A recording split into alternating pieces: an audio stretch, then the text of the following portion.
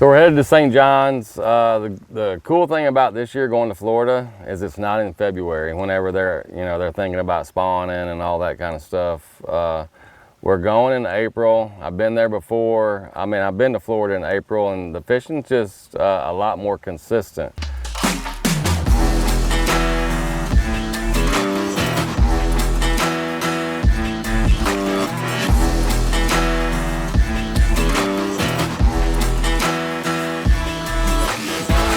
So excited about it. I feel like it's a guy can get on something and be able to kind of run it around the lake more so than the spring, where I feel like it's just it's a stretch or it's an area or something like that. So a lot more comfortable. We're going to jump on the unit right here. One thing that you need to know if you're going to St. John's or you just following the tournament, St. John's is a ginormous place. Some of this, it doesn't look that big on the map, but once you get there, it's big. It's tidal, has a lot of moving water, a lot of stuff to fish, pads, cypress trees. There could be some fish still spawning, random ones I feel like. Maybe where a guy starts on an 8-pounder, catches it and has to go flip pads or something like that, but you have a lot of choices.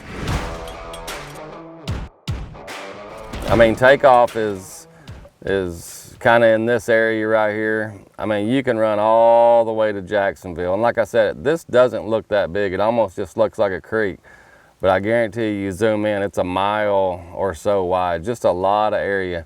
I hardly ever go that way just because the salt water scares me. I just feel like the closer I get to the salt water. Typically, in the years past, it's down here around Lake George where it happens. There used to be a lot of grass in that lake. There's not now.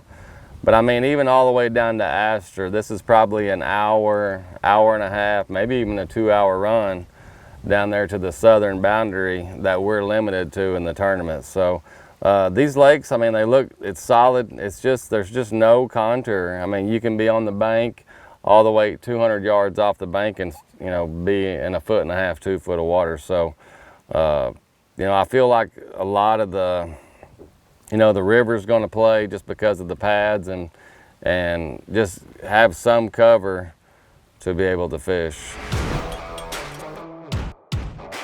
So update, you guys saw practice. Literally we had 2 days. We were limited to 2 days due to the carryover from the previous Harris chain. So literally ran straight to a shad spawn and knew that that's what I was going to do. Everywhere I went that morning, the first morning, I mean, they were just shad spawning, they were busting on them. I didn't catch very many of them because I didn't want to take a chance of maybe being able to catch that fish later. As you saw the second day, all I did was idle. Looking for schools out off the bank, just something that I could supplement the shad spawn with. And I found 3 or 4. Hopefully they stay. That way I can bounce back and forth. But it's gonna be one of those deals where you make the right move at the right time, you start at the right spot, it could be a good tournament. Is it the winning plan? I don't know. I feel good about it, but you just never know, especially with shad spawn. I mean, they can be spawning one day and the next day, I don't know if you probably didn't see it in practice, but I found 2 trees that I feel like I could have caught 25 pounds off each one of those trees in practice. And if I can get on one of those and it plays a little bit, then we're gonna catch some bass. Gosh, it was a long drive home, but it was the best trip to Florida I've ever had. We had 2 tournaments, 2 top 10s. I feel like I kind of done all I could do with what I had at St. John's. The shad spawn thing, it didn't work out. It didn't go like I thought it would in practice. The first day of the tournament, pretty much non-existent. I caught a few. I had to move around. Luckily, I caught a decent one on a spinning rod of all rods right before weigh-in to get up there, what I have 13 or 14 or something like that.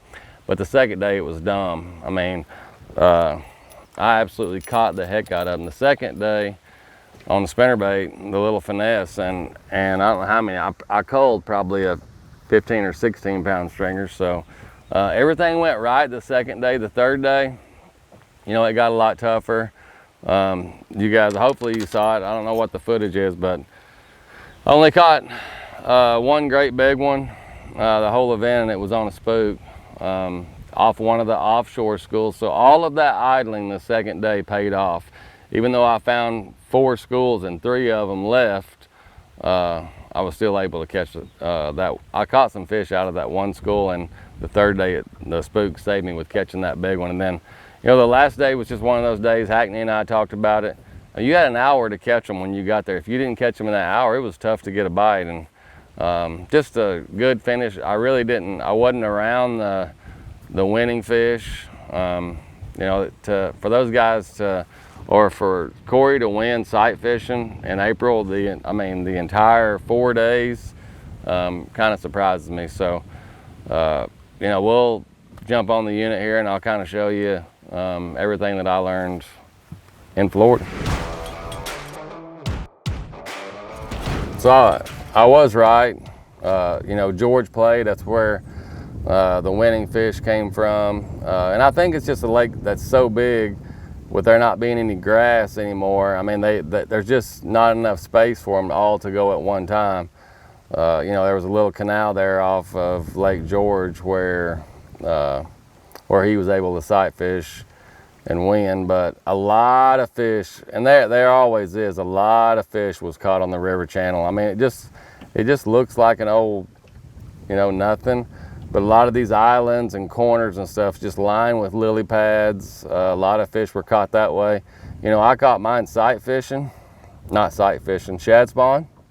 And, you know, it was all about finding, you know, these lakes are so flat. And I actually think the tide was on the low side the entire event. So it was hard to find stretches that had enough water, you know, but you just had to literally kind of dig in, and there would just be little stretches where there'd be some fish in the mornings. And that's the thing about a shad spawn, is you don't have a lot of time to adjust and do that thing. You got to get there and within the first couple hours and get them. If you don't get them, they're done for the day and you got to find something else. But, you know, as far as the offshore schools, it was just on stuff like this. You know, it's all pretty much straight, and then there'd be one little spot. I just think a lot of those shad spawn fish would pull out here and group up offshore. Even though they were offshore, they weren't 2 or 3 foot deep. So good finish, good trip to Florida, on to Lake Murray.